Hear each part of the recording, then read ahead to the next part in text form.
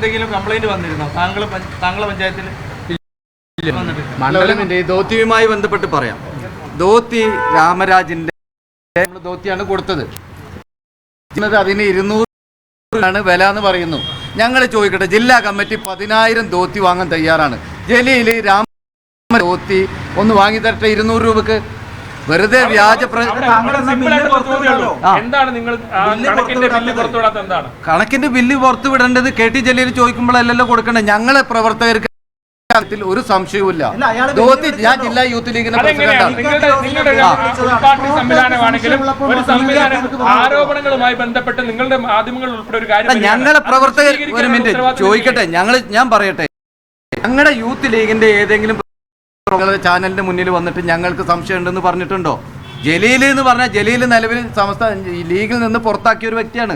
അയാൾ കണക്ക് ചോദിക്കുമ്പോൾ ഞങ്ങൾക്ക് കൊടുക്കേണ്ട ആവശ്യം എന്താ? അല്ല, അദ്ദേഹത്തിന് വെല്ലുവിളിക്കല്ലല്ലോ വേണ്ടത്, അയാൾ നിയമപരമായിട്ട് പോകട്ടെ.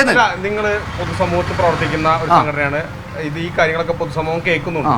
സ്വാഭാവികമായിട്ട് നാളെ നിങ്ങൾക്ക് പൊതുസമൂഹത്തിൽ ഇറങ്ങേണ്ടി വരുമ്പോൾ ഒരു വ്യക്തത കുറവ്, ആശയക്കുറവ്. അല്ല, അതിൽ ഒരാൾക്കും വ്യക്തത കുറവില്ല. കാരണം ജലീലിനെ സംബന്ധിച്ചിടത്തോളം അറിയാം, ജലീൽ ലീഗിനെതിരെ നിരന്തരമായിട്ടുള്ള ഇത്തരം വസ്തുതയില്ലാത്ത ഒരുപാട് ആരോപണങ്ങളായിട്ടാണ് വരുന്നത്. ഏതെങ്കിലും കാര്യത്തിൽ ഒരു വസ്തുത നികത്താൻ ഈ ജലീലിന് കഴിഞ്ഞിട്ടുണ്ടോ?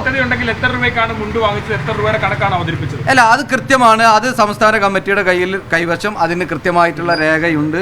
അത് പരാതിയുള്ള ആളുകൾക്ക് പരാതിയായിട്ട് പോവാം.